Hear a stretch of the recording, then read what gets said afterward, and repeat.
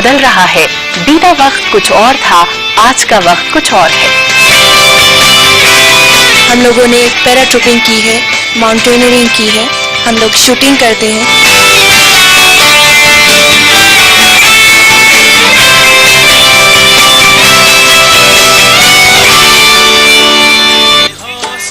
नमस्कार, अस्मिता के एक और नए अंक में मैं समीना आप सबका स्वागत करती हूँ। सेलुलाइट का ब्लैक एंड व्हाइट पर्दा, जहाँ नायिका गंभीर और समझदारी के साथ एक अहम रोल में नजर आती है, जो समाज और पूरे परिवार को एक अहम सूत्र में पिरोती है। यही नायिका जब कलर्ड 70 mm के पर्दे पर नजर आती है तो हंसमुख चुलबुली हो जाती है, जो जिंदगी को एक अलग तरह से जीना चाहती है। फिल्में यकीनन हमारे ऊपर अपना एक गहरा प्रभाव छोड़ती है। बीते वक्त की बात करें तो कई बेहतरीन नायिका प्रधान फिल्में हमें दिखती हैं, फिर वो चाहे फिल्म स्त्री हो, रजिया सुल्तान हो, उमराव जान हो, दामिनी हो या हो गजगामिनी। इन सब में एक औरत के किरदार को काफी सशक्त रूप से पेश किया गया। लेकिन सबसे अहम बात जो हम आज अस्मिता में उठाने जा रहे हैं वो ये है कि हिंदी फिल्मों में नारी के बदलते रूप का या उसके द्वारा निभाई गई भूमिकाओं का समाज पर कितना असर पड़ा। हमारे साथ जो खास मेहमान इस कार्यक्रम में शिरकत कर रहे हैं उन सबसे मैं आपका परिचय करा दूं। हमारे साथ जुड़ी है नम्रता जोशी जी, आप आउटलुक से आती हैं और फिल्म क्रिटिक हैं। स्वागत करती हूँ मैं आपका नम्रता जी अस्मिता कार्यक्रम में। हमारे साथ है आदिल जमाल साहब, आप क्रिएटिव डायरेक्टर हैं। खुशामदीद कहती हूँ मैं आदिल साहब अस्मिता कार्यक्रम में आपको। और हमारे साथ हैं डॉक्टर सैयद मुबीन जहरा, आप सामाजिक विश्लेषक हैं। खुशामदीद कहती हूँ मैं मुबीन अस्मिता कार्यक्रम में आपको। और अनामिका जी है हमारे साथ, जो हिंदी साहित्य का एक जाना पहचाना नाम है, बहुत अच्छी कहानियां भी लिखती हैं और एक अच्छी कवित्री भी है। मैं स्वागत करती हूँ आपका अनामिका जी अस्मिता कार्यक्रम में। हमारे साथ हैं पोर्शिया मुखर्जी, आप रंगकर्मी हैं और दूरदर्शन से जुड़ी रही हैं, बहुत से सीरियल्स में आपने काम किया है। मैं आपका स्वागत करती हूँ पोर्शिया जी अस्मिता कार्यक्रम में। और हमारे साथ ऑडियंस में कुछ नौजवान जहन हैं, आप एमईटी स्कूल ऑफ कम्युनिकेशन से आते हैं, बहुत अच्छे सवाल आपसे पूछेंगे यकीनन। और इससे पहले कि हम अपने इस कार्यक्रम को आगे बढ़ाएं, आइए हम नजर डालते हैं अपनी इस खास रिपोर्ट पर। भारत में फिल्मों से अभिनेत्रियों का नाता उतना ही पुराना है जितना पुराना फिल्मों का इतिहास है। हालांकि भारत की पहली फिल्म जो मूक थी, राजा हरिश्चंद्र में तारामती की भूमिका एक अभिनेता ने निभाई थी।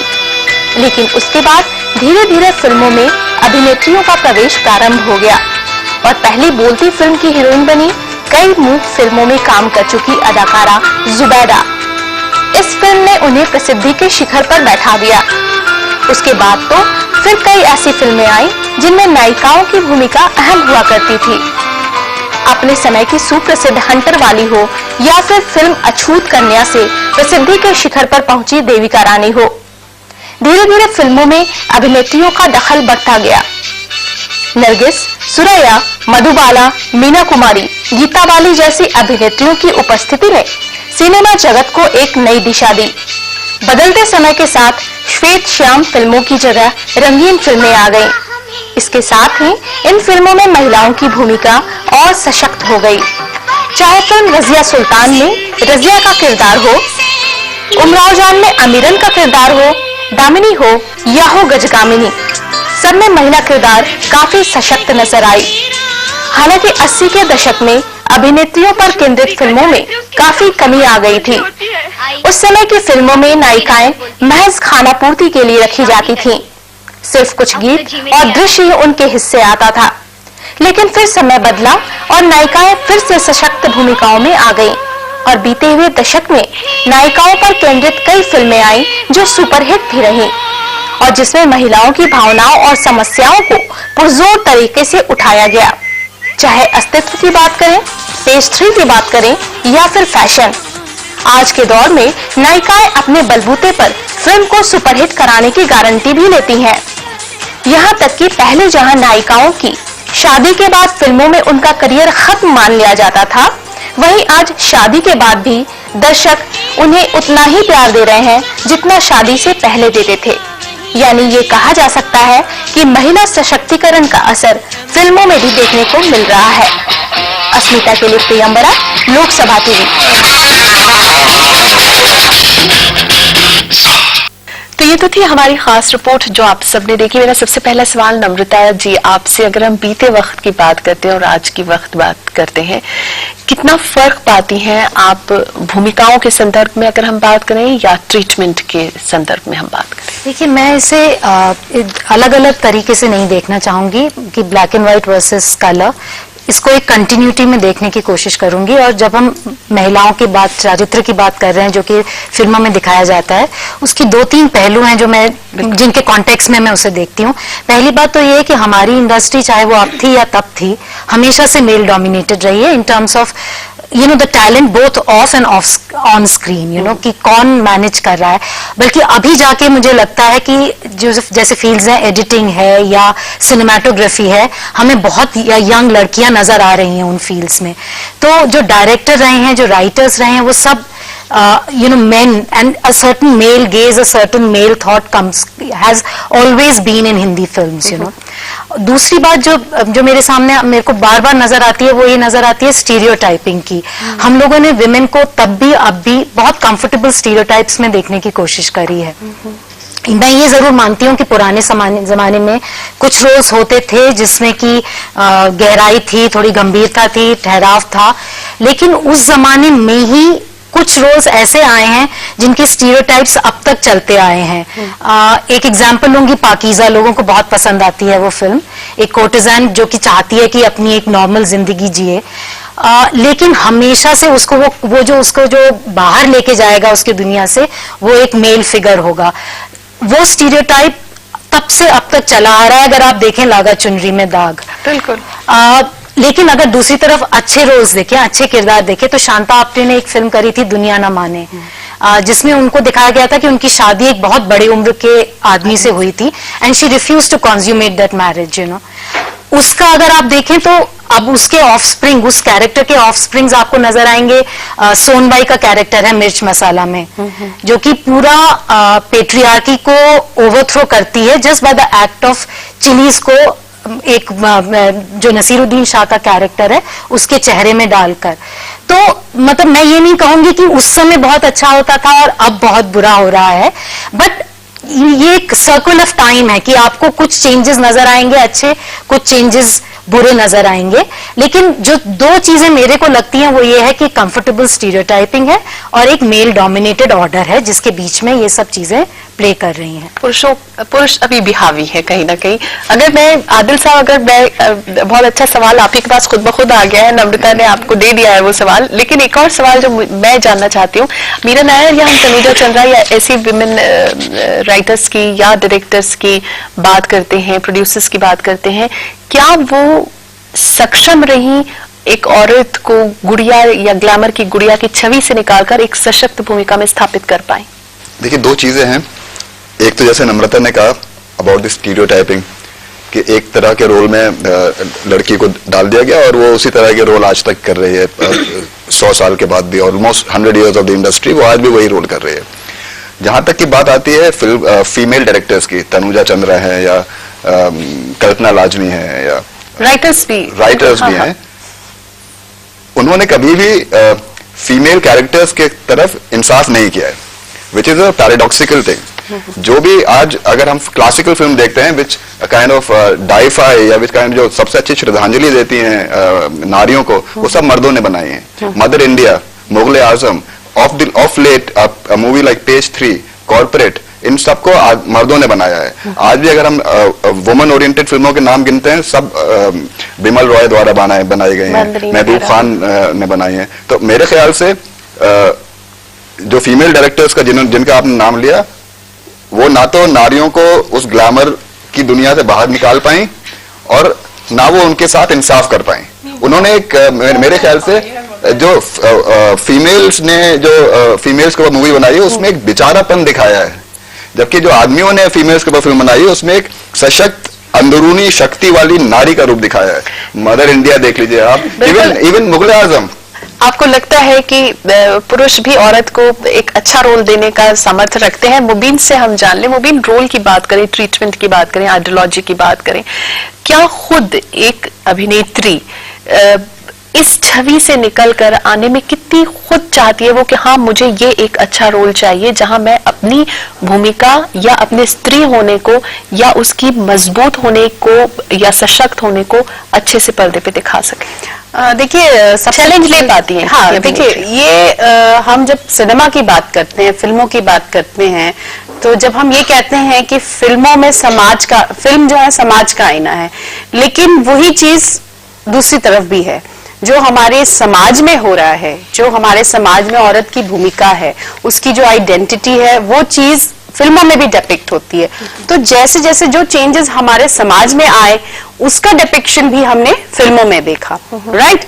जैसे कि आप एक मदर की छवि ले लीजिए, मदर इंडिया। जब हम मदर की बात करते हैं, माँ की बात करते हैं फिल्मों में, तो मदर इंडिया जो नाम है हमारे जहन में बिल्कुल सामने आता है। लेकिन रिसेंट उसमें आप देखिए, कुछ फिल्मों में आपने देखा है कि वो भी सिंगल मदर रोल प्ले कर रही है, एक modern single women mother role play कर रही है, तो उसमें डिफरेंस है। तो हमें ये समझना है कि फिल्में जो है कहीं किसी एलियन वर्ल्ड से नहीं आ रही हैं। जो हमारे समाज में घट रहा है, जो समाज में हो रहा है, वो उसी का आईना है। अक्सर हम ये तोहमत लगाते हैं कि फिल्मों में जो हो रहा है उसका इम्पैक्ट हमारे एवरीडे लाइफ में पड़ रहा है। जैसे अभी रिसेंटली 3 इडियट्स फिल्म मूवी आई थी, उसमें था कि जो रैगिंग है उसका इम्पैक्ट इसमें। लेकिन क्या रैगिंग 3 इडियट्स के पहले नहीं होती थी? होती थी। जो हमारे समाज में हो रहा है उसका डिपिक्शन भी फिल्मों में है। अब मैं आपके सवाल में आऊंगी कि औरत को ग्लैमर के रूप में हमेशा पेश किया गया है, ठीक है? आप पाकिज़ा ले लीजिए, आप उमराव जान ले लीजिए, ठीक है? लेकिन उसको एक्सेप्ट, जैसा नम्रता ने कहा, उसको एक्सेप्ट यही करना है जो एक पेट्रियार्कल सोसाइटल नॉर्म्स जो बने हुए हैं, उसी को उसको एक्सेप्ट करना है, उसी को दर्शाया गया है। लेकिन उसकी पैकेजिंग डिफरेंट हो गई है। आज उसे साइज 0 बना के पेश किया जा रहा है, राइट? लेकिन कहीं ना कहीं वो उसकी जो स्ट्रेंथ है उसके अपीयरेंस पे ज्यादा दी जा रही है, ना कि जो उसकी इंट्रिंसिक जो स्ट्रेंथ होती है, उसके सोल की जो स्ट्रेंथ होती है। तो ये थोड़ा सा बिल्कुल ध्यान कम है। अनामिका जी क्या सोचती हैं? साथ ही जैसे जो इन्होंने कहा ना, समाज में जो घटित हो रहा होता है वही कहीं ना कहीं हमें पर्दे पे दिखता है थोड़ा सा, और एक यूटोपियन विजन भी दिखता है। क्योंकि एक पेड़ लगाने से तो फिजा नहीं बदलती, किसी भी शहर की जलवायु में एक पेड़ लगाने से स्पष्ट अंतर नहीं समझ में आता, लेकिन पेड़ लगाए जाएं तो कहीं ना कहीं फिजा जरूर बदलती है। अगर आप 40s की फिल्म से अभी की फिल्में देखें कंपेरेबल में, मेरे दिमाग में एक थीसिस है, ये बात कर रहे थे तो मैं सोच रही थी कि 40, 50, 60 तक फिल्मों में भी और लिटरेचर में भी डिग्निफाइड सफरिंग का, मैं चुप रहूंगी सिंड्रोम, जो गुड गर्ल सिंड्रोम होता है, वो त्याग तपस्या का, वो बहुत हावी है। मुझे लगता है कि सविनय अवज्ञा, सिविल डिसोबीडियंस जो गांधी जी ने कहा था ना, डिसोबीडियंस हो लेकिन सिविल, तो उसमें एक boundary, with in boundary feminine Sublime का नोशन आता था। और त्याग तपस्या वाला मीना कुमारी को याद कीजिए, या जैसे भी जितने भी लोगों को याद करिए, कि हम अपने को किसी की रेखा छोटी किए बगैर अपनी रेखा बड़ी करने की कोशिश, अपने को मिटा देने की कोशिश, सेल्फ इफेसिंग ज्यादा है। जब आजादी के बाद जैसे 60s 70s में आती हैं चुलबुली लड़कियां, वो नेहरूवियन ईरा का वो है कि कॉलेज गर्ल्स हैं और ट्विस्ट हो रहा है और पिकनिक जरूर होती है, तो वो एक मधुबाला उसको लीड देती है कॉमिक विजन के साथ। वहां पर ये है कि लाइफ की सफरिंग्स से निजात पाने की कोशिश, एक गाला ग्रुप बनाने की कोशिश। उसके बाद अब 70s 80s में डिपार्चर होता है, शबाना आजमी, दीप्ति नवल, स्मिता पाटिल वगैरह।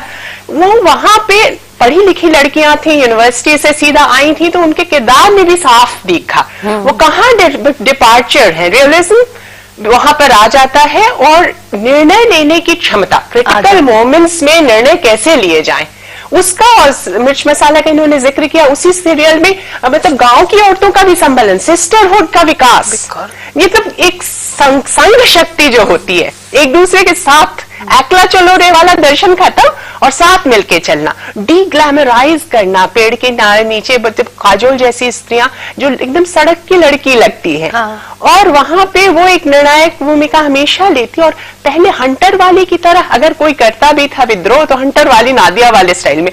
अब सेंस ऑफ ह्यूमर का भी विकास हुआ है। मुझे लगता है कि चीनी कम वाली ही बात करे तो वो कैसे अपने बाप पिता को भी मना लेती है, और एक निर्णय दूसरी तरह का करती है। फिर जिनका जीवन पटरी से उतर गया है, ऐसे किरदारों की भी चर्चा आई है। सबऑर्डिनेट समाज से कुछ लोग आ रहे हैं और कम से कम जो वेश्याओं का, कॉर्टिजन्स का कैरेक्टर तो बहुत तरह से बदला है, वो हम बाद में आएंगे। पहले आप इनसे बात करें। पुरुषा जी, आप कैसे देखती हैं बदलते किरदार औरत के? बदलते किरदार, देखिए मैं ये कहूंगी कि हमारे यहाँ कहा जाता है कि साहित्य जो है एक समाज का आईना होता है, तो वो कुछ फिल्मों में देखने को मिलता है। डेफिनेटली जो हमारी पुरानी फिल्में थी उसमें कुछ अच्छा मतलब कैरेक्टर्स, स्ट्रॉन्ग कैरेक्टर्स दिखाए जाते थे, पर आजकल की फिल्मों में वो बिल्कुल नजर नहीं आता, क्योंकि लगता है वो कुछ अटपटे से कैरेक्टर्स या उस तरह के रोल प्लेस करती हैं। लेकिन इसमें हम ये नहीं कह सकते कि वो हीरोइंस जो है वो कुछ करना नहीं चाहती। जहाँ पे उनको दिया गया है वहाँ पे उन्होंने किया भी है, लेकिन जरूरत है कि क्योंकि फिल्मों का बहुत ज्यादा प्रभाव जो है हमारे समाज पर पड़ता है, इसलिए जो है फिल्मों में औरतों के स्ट्रॉन्ग कैरेक्टर्स को पेश किया जाए। नहीं कि पीछे क्या हुआ है, बीच में क्या हुआ है, डेफिनेटली समय के साथ साथ हर 10-20 साल में जो है समय बदलता है, उसके अकॉर्डिंगली कैरेक्टर्स में भी कुछ चेंजेस आते हैं, लेकिन हमारा जो मॉरल कैरेक्टर्स है वो स्ट्रॉन्ग होने चाहिए। कहीं ना कहीं गुंजाइश औरतों के लिए और ज्यादा निकालने की जरूरत होनी चाहिए, जरूरत है। बदलते वक्त के साथ नारी के किरदार को सिल्वर स्क्रीन ने पूरी क्षमता और पूरी मेहनत के साथ रखा, फिर वो उमराव जान की अमीरन हो या हो रजिया सुल्तान की रजिया। अभिनेत्रियों ने अपने अभिनय से लोगों का मन मोह लिया और कहीं ना कहीं ये साबित भी किया कि वो किसी से कम नहीं है। ले लेते हैं हम एक छोटा सा ब्रेक, हाजिर होते हैं बस थोड़ी देर में अस्मिता के साथ।